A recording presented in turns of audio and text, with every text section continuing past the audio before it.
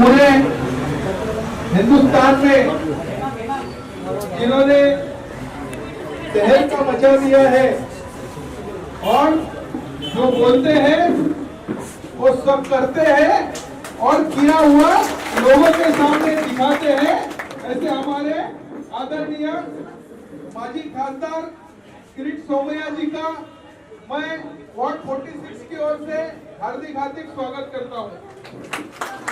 साथ ही साथ हमारे जिला के अध्यक्ष गणेश खंडकर जी, हमारे वरिष्ठ नेता आर्यू सिंह जी, हमारे विनोद शेलार जी, यूनुस खान जी, रमेश जोशी जी, हमारे नरेंद्र राठौड़ जी, जमनानी जी, रावल जी और सभी वार्ड के, मंडल के, जिला के प्रमुख पदाधिकारी, हमारे मंडल के सर चिटनीस सुरेश मापारी, दीपक रावराणे और सभी, और जिनके वार्ड में ये कार्यक्रम आयोजित किया है, ऐसी वार्ड की नगर सेविका योगिता कोहली और साथ ही साथ बाजू के वार्ड की नगर सेविका सेजल देसाई और हमारे सभी वार्ड के अध्यक्ष प्रमोद पाटिल, मुन्ना गुप्ता और इन सभी की ओर से किरीट सोमैया जी का हम एक बार जोरदार और हार्दिक स्वागत करते हैं।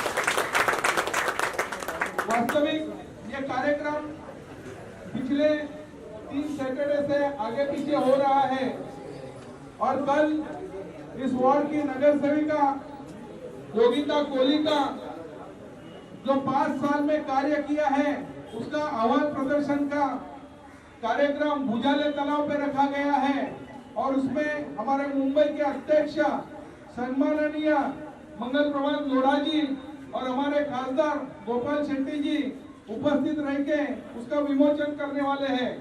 फिर हमारे कार्यकर्ता ने कहा, जब किरीट भाई के यहाँ से फोन आया कि सैटरडे को आपके यहाँ कार्यक्रम रखना है, तब हमको मालूम था कि किरीट भाई जहाँ भी जाते हैं, महाराष्ट्र के कोने में जहाँ भी जाते हैं, तमाम लोग जो राष्ट्र प्रेमी है, जो भ्रष्टाचार के खिलाफ है, और ये जो शिवसेना ने पूरे महाराष्ट्र में जिस तरह का भ्रष्टाचार का आतंक फैला के रखा है, उसके खिलाफ लोग वहाँ खड़े होते हैं किरीट भाई के सपोर्ट में। और उस वक्त अनेक लोगों ने प्रयत्न किया किरीट भाई को डिस्टर्ब करने के लिए, लेकिन किरीट सोमैया जी एक भारतीय जनता पार्टी का ऐसा शेर है कि उसके पीछे पूरे भ्रष्टाचार से मची हुई जो शिवसेना है उसके खिलाफ जनता लड़ना चाहती है और हम उनके मुंह से सुनेंगे। मैं ज्यादा वक्तव्य नहीं करूंगा, लेकिन हमारे गणेश खंडकर जी यहाँ है, वो संबोधित करेंगे। उसके बाद जिनको बोलना है वो 2 मिनट का वक्त देंगे और फिर में आगे का संचालन करेंगे। गणेश खंडकर जी, जोरदार तालियां।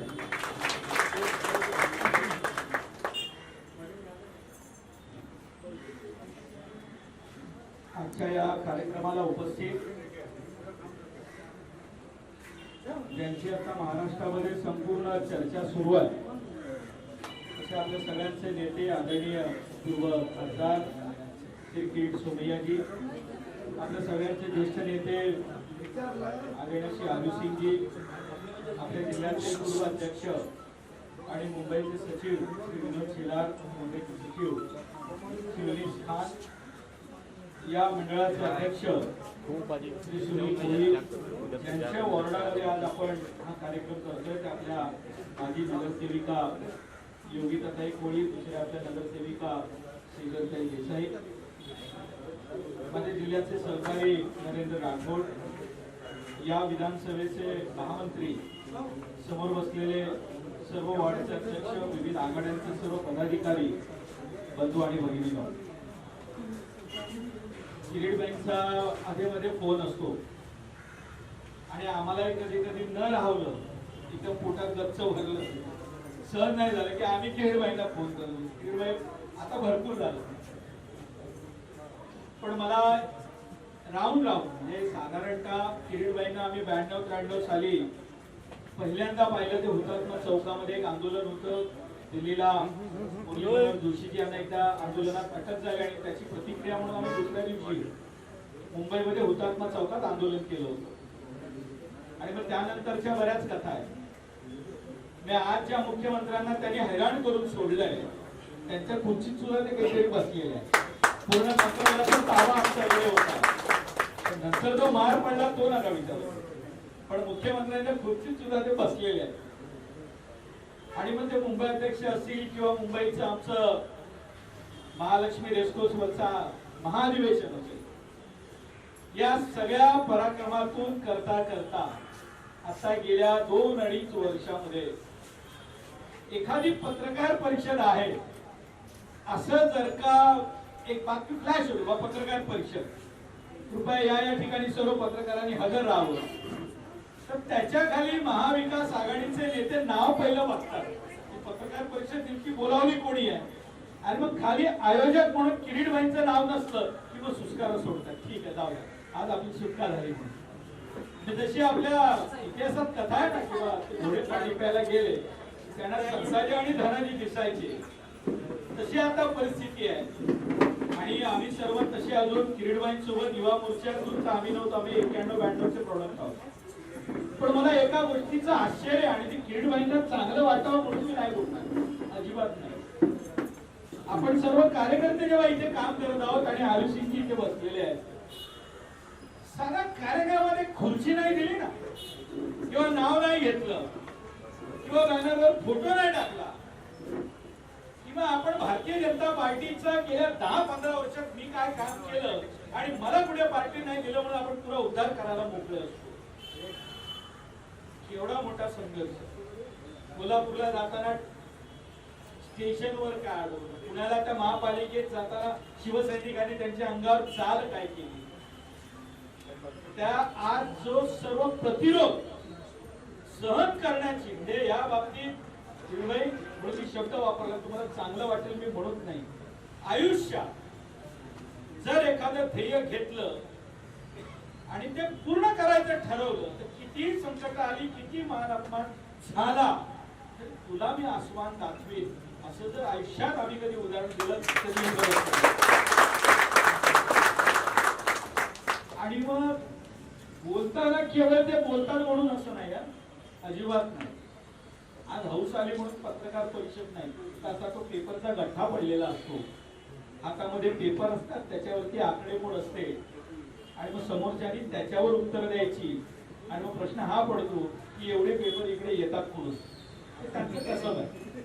आज आपण भाग्यशाली आहोत, इथं आले, आणि मी जेव्हा जेव्हा कधी त्यांना बोलतो तेव्हा त्यांचं एकच उत्तर, ते सांगून माझं वक्तव्य मी संपवेन, गणेश यावेळी आपण महापालिका जिंकणार म्हणजे जिंकणार, आणि आपल्या मागे राहणार. आणि दुसरं त्यांचं वाक्य असतं की या माफियांना मी धडा शिकवणार, त्यांना त्यांची जागा दाखवणार. मनापासून स्वागत करतो. पुन्हा एकदा किरीटबाई तुम्हाला सॅल्यूट आहे. तुम्ही ज्या जिद्दीनं धावताय ना, हे आम्हा तरुणांना, हे आम्हालाही लाजवणार आहे.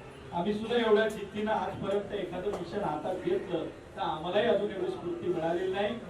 मी मेधावहिनींचा आज आठवण यासाठी केली की वहिनींनी मोदक आणि पुरणपोळ्या खाऊ घातल्या. मी त्यांचं देखील मनापासून अभिनंदन करेन. त्या यांच्या पाठीशी उभ्या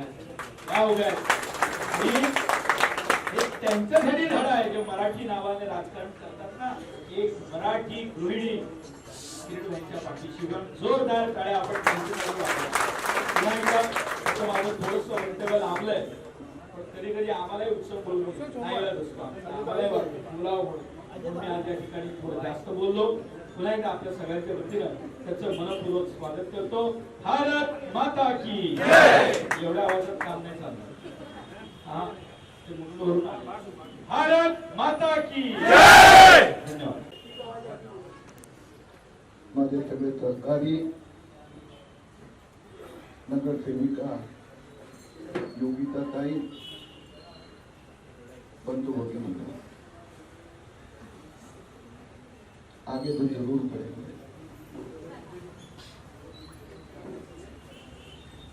आगे तो हम जरूर बढ़ेंगे, लेकिन मुंबई को आगे बढ़ाने के लिए हम आगे बढ़ेंगे.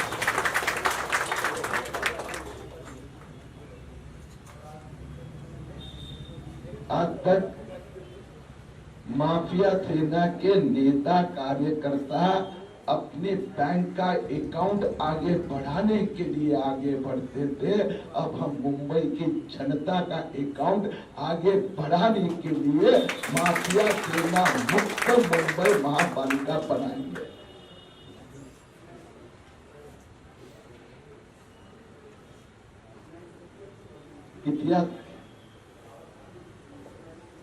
इतिहास कशाला म्हणतात? वेदाकडून मराठी शिकलो आहे। इतिहास काय असतो?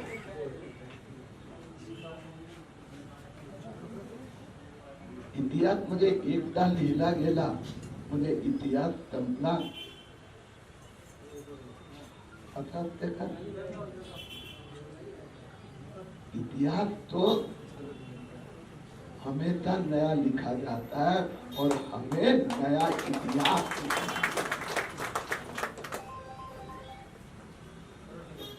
मुंबईत माफिया सेनेला दूर करणं, मुंबई माफिया सेना मुक्त करण्याचा इतिहास भारतीय जनता पार्टीचे कार्यकर्ते यावेळी लिहिणार आहे। अरे थोडा ते 3-5 माफिया सेनेचे गुंड ते पांढरालाही घाबरत नाही। आणि काल रात्रीपासून टीव्हीवर एक खूप जोरदार चालू आहे।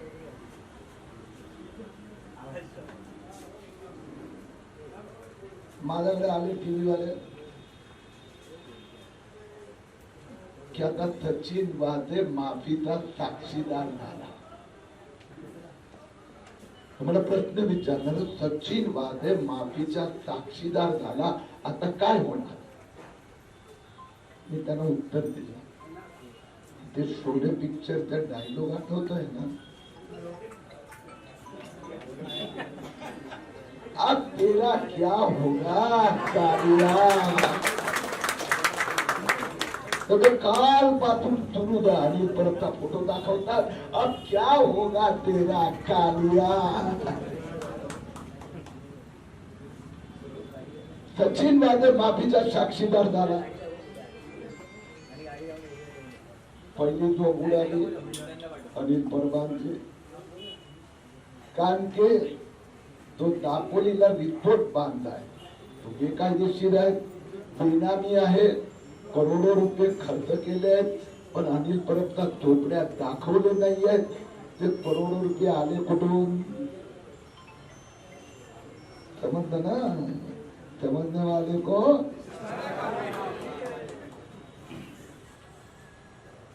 वादेच्या 100 कोटीच्या वसुली मधून आलेले पैसेचा तो रिसोर्ट आहे। आता अनिल भाऊ म्हणजे आत गेलेले अनिल भाऊ नाही, हे बाहेर राहिलेले अनिल भाऊ की आता रिसोर्ट साठी सचिन वाझे कोणाबरोबर कसं पैसे पाठवायचे, ते सिमेंटचं बिल कोणी दिलं, ते कॉन्ट्रॅक्टरचे पैसे कोणी दिले, ते सचिन वाझे बोलायला लागले तर काय होणार? आणि दुसरी जोड उद्धव ठाकरेंची, कारण की 100 कोटी मनसुख हिरेन हत्या सुपारी कुणी दिली, कुणी घेतली? प्रदीप शर्मा, सचिन वाझे, आता हे दोघांना नियुक्त कोणी केलं? कोणी केलं? अब तेरा क्या होगा?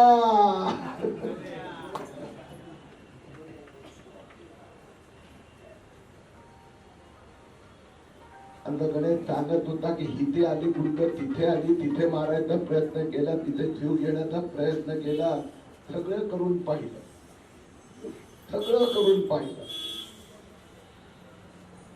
लेकिन बचाने वाला ऊपर वाला है ना,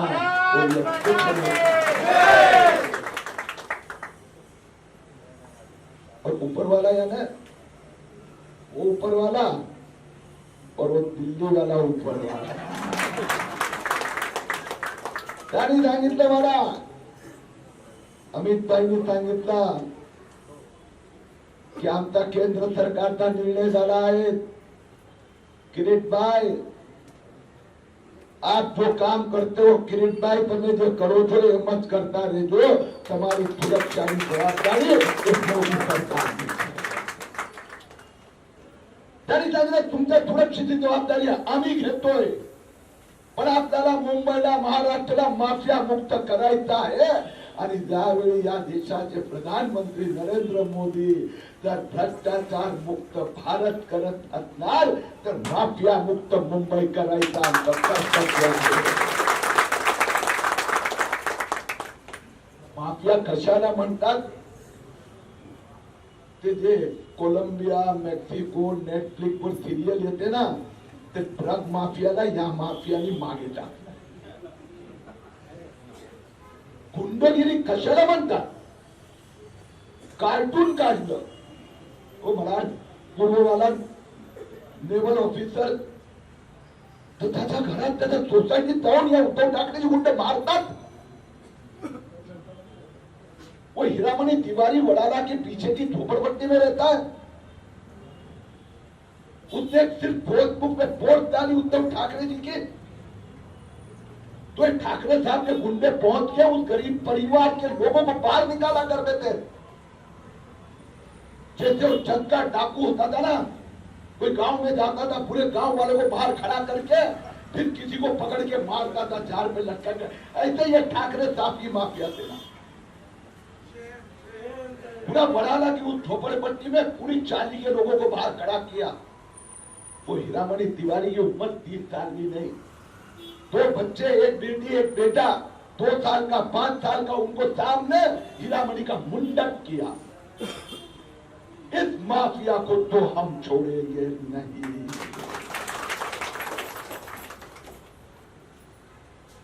फक्त लूट लूट लूट।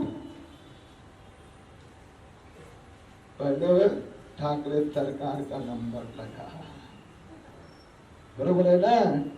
ठाकरे सरकारचे कपाटोपाटे आता ठाकरे परिवारचा नंबर आहे।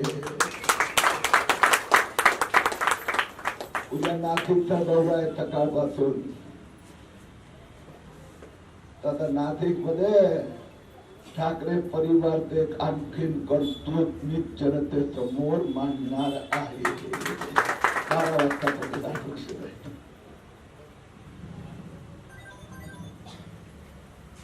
लाज वाटत नाही?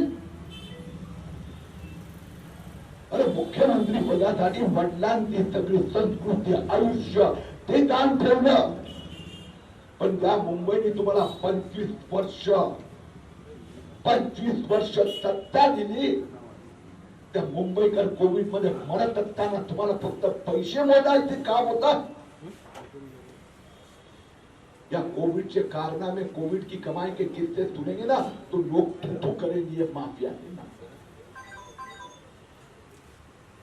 लोकांना रेमडेसिवीर मिळत नव्हता।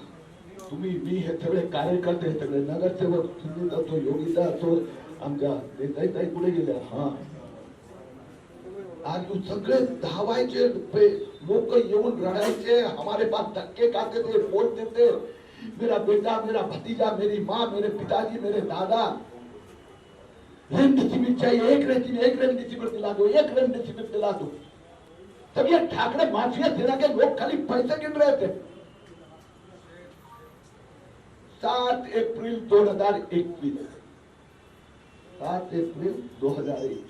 एक ही दिन ठाकरे सरकार के हाफकिन इंस्टीट्यूट, हे सरकारी इंस्टीट्यूट, त्यांनी रेमडेसिवीरचा ऑर्डर दिला।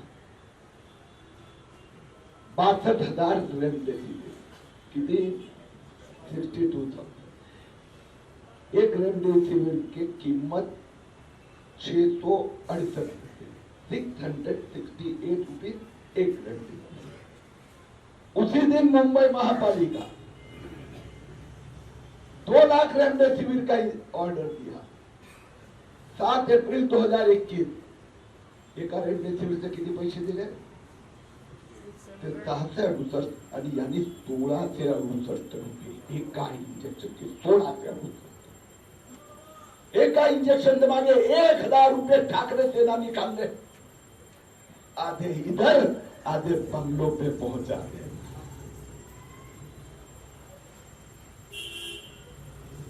यांच्या कर्तृत्व सध्या अनिल परब पुराण चालू आहे, काही दिवसांनी यशवंत जाधव सुरू होणार। यशवंत जाधव म्हटलं की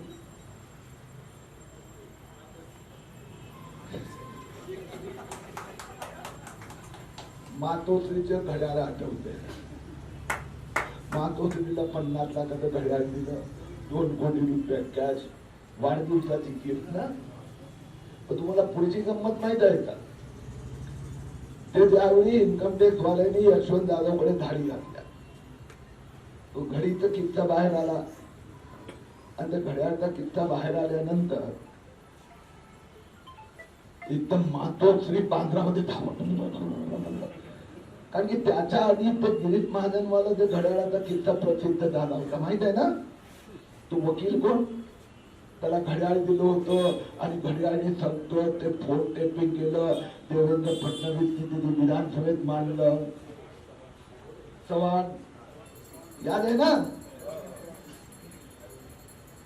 ते कुठल्या तरी बिल्डरने क्लायंट त्या वकिलाचा चव्हाणाचा, त्यांनी जाऊन वकील साहेबांना घड्याळ दिलं मोठं, वकील साहेबांनी आपल्या टेबलाच्या समोर लावलं आणि त्यात तो सगळं ऑडिओ व्हिडिओ टेपिंगची व्यवस्था होती आणि हे सगळं बोलायचे, त्यात टेप झालं, देवेंद्र फडणवीसजींनी ते विधानसभेत मांडलं, बरोबर ना। ज्यावेळी इन्कम टॅक्स वालेला यशवंत जाधवने सांगितले हे डायरीने घड्याळ मिळाले, तिथं मी मातोश्रीला बक्षीस दिले, टीव्हीवर आलं की लगेच उद्धव ठाकरेंनी 10 मोबाईल घेऊन 12 फेक मारले, अरे त्याचे यशवंत जाधवचं त्याला उचलून फेक, जाऊन दाढीचे टाके दाढी झाली लागली सगळं टाकून फेकून आहे।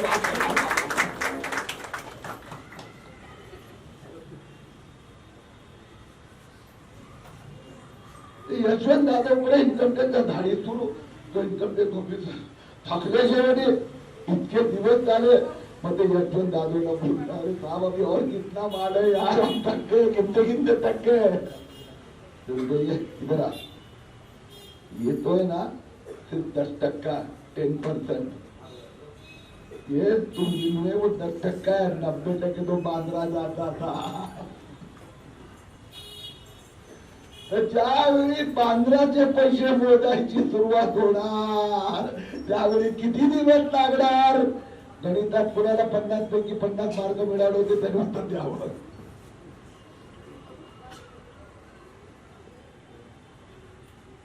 हिसाब तो देना पडेगा। यशवंत जाधवची 53 बिल्डिंग, आता गणित वाल्यांनी लक्षात ठेवायचं, 53 जुनी मकानं बिल्डिंग त्यांनी गेल्या 2 वर्षात विकत घेतली। आता जुनी मकानं काय की ती पागडीची मकान म्हणजे सगळं पैसे रोख मध्ये द्यायचे। कॉर्पोरेशनचा कॉन्ट्रॅक्टरचा तो कुठला अग्रवाल, विमल अग्रवाल, बुलेट प्रूफ जागीरवाला, ते सगळा व्यवहार आर्थिक कॅश मध्ये म्हणून जुनी मकानं घेतली।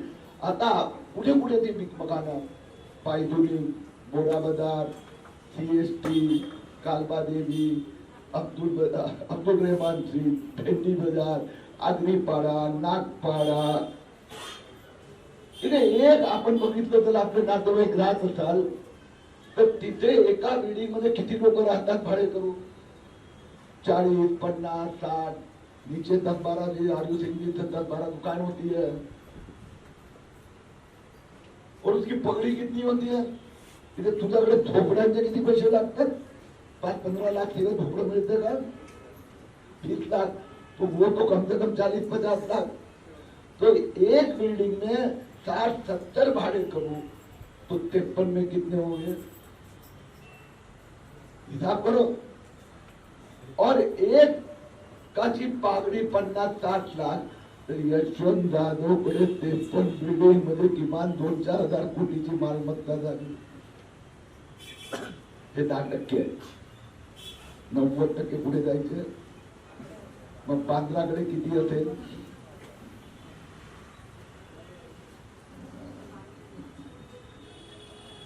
आमचे मुख्यमंत्री 28 नोव्हेंबर 2019 मुख्यमंत्री पदाची शपथ घेतली. कोणीतरी कानात सांगितलं ऐसा आहे ठीक आहे मी परत शपथ घेतो. आणि नरेंद्र मोदीजींनी शपथ घेतली होती आता हात ठेवून. मैं नरेंद्र मोदी शपथ देता हूं कि भारत को भ्रष्टाचार मुक्त करूंगा. मला कोणीतरी जाऊन सांगता आता ठीक आहे परत शपथ घेतो. मी शपथ घेतो की त्यांनी काय सांगितलं होतं भ्रष्टाचार मुक्त भारत. मैं भ्रष्टाचार मुक्त महाराष्ट्र करणार. पहिल्या दिवशी 28 नोव्हेंबर 2019 ला शपथ घेतली. 29 नोव्हेंबरला माननीय मुख्यमंत्री मंत्रालयात गेले. एक फाईल काढले 2 फाईली काढल्या. एक दहिसरची अल्पेश अजमेरा बिल्डर गुजराती मराठी बातमी सगळ्यात जास्त चांगलं तर गुजराती लोकांना उद्धव ठाकरे खूप आहे. अल्पेश अजमेरा 2,55,00,000 मध्ये त्या अल्पेश अजमेरानी मस्केरान परिवार कडून जागा घेतली होती. ती आमचे ठाकरे महाशयनी महाराष्ट्र सरकार मुंबई महापालिकेने ती जागा त्याच्याकडून 900 कोटी रुपये विकत घेतले. त्या उद्धव ठाकरे आणि त्याच्या माफिया सेनेला मुंबईची जनता कदापि माफ करणार नाही. 2.5 कोटी रुपयाची जमीन 900 कोटी. इथे रस्ते बनवायला पैसे नाही, नाले साफ करायला पैसे नाही, पिण्याचं पाणीचं कनेक्शन द्यायला पैसे नाही, नवीन पूल बनवायला पैसे नाही, मेट्रोचं काम चालू करायला पैसे नाही. आणि अजमेराला बिल्डरला 2.5 कोटी ते 900 कोटी रुपये द्यायला उद्धव ठाकरे यांच्याकडे पैसे आहेत महाराष्ट्र सरकार महापालिकेचे. आणि दुसरी फाईल अरे ते मेट्रोचं कितीचं काम चालू आहे. त्या सेक्रेटरी सांगितलं 1,25,000 कोटीची ऑर्डर देवेंद्र फडणवीस दिली. 1,25,000 कोटी हायलाइट टप्पा सगळ्यांचं काम बंद. म्हणत साहेब काय होणार काढ काय नाही प्रत्येकाला बाहेर दे रोज एकाला बंगल्यावर पाठवत जा पहिला हिसाब कर मग साईन कर. इतक्या माहिती वर्षानंतर इतक्या मेहनतीनंतर मुंबईने मेट्रोचं काम सुरू झालेलं पाहिलं होतं. गेल्या 2.5 वर्षात 2.5 मिलीमीटर पण काम पुढे गेलं नाही. हे पाप माफिया सेनेच्या सरकारने केलेलं. त्यानंतर काय सांगावं.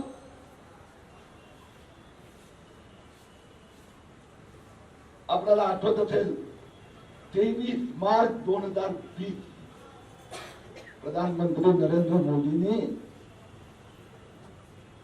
देशाला संबोधन केलं. 23 मार्च 2020 की उद्यापासून कंप्लीट लॉकडाऊन. आणि आमचे अनिल परब रत्नागिरी जिल्ह्याचे पालकमंत्री त्यांनी 23 आणि आज खूप आनंद होतोय की किरीटजी आमच्या घरी माझं हे राहतं घर आहे. आज तुम्ही आलात आम्हाला खूप आनंद झाला. आणि तुमच्या स्वागत करण्यासाठी सगळी जनता आपली एकजुटीने आली त्यांचं पण मी इथे धन्यवाद आणि आभार व्यक्त करते. आणि एक माझी एक इच्छा म्हणजे पूर्ण मालाडकरांची इच्छा आहे की जेव्हा पण तुमच्यावर कोणतं काही संकट आलं ती कोळी समाज हा तुमच्या पाठीशी नेहमीच उभा राहणार. आणि जरा मालाड मालवणीच्या मुळाशी जरा तुम्ही जायला हवं असं माझी इच्छा नाही सगळ्यांची इच्छा आहे. कारण तिथे पण एक माफिया फिरतोय मोकाट फिरतोय तर त्यांच्या मुळाशी माफिया मोकाट फिरतोय तर त्याच्या मुळाशी पण तुम्ही जावा ही मी तुम्हाला खरं कळकळीची विनंती करते. तुमचं पुन्हा एकदा स्वागत आणि आभार व्यक्त करते. सगळे उपस्थित सर्व जनतेचं मी आभार व्यक्त करते. धन्यवाद. जय हिंद जय महाराष्ट्र. भारत माता की जय.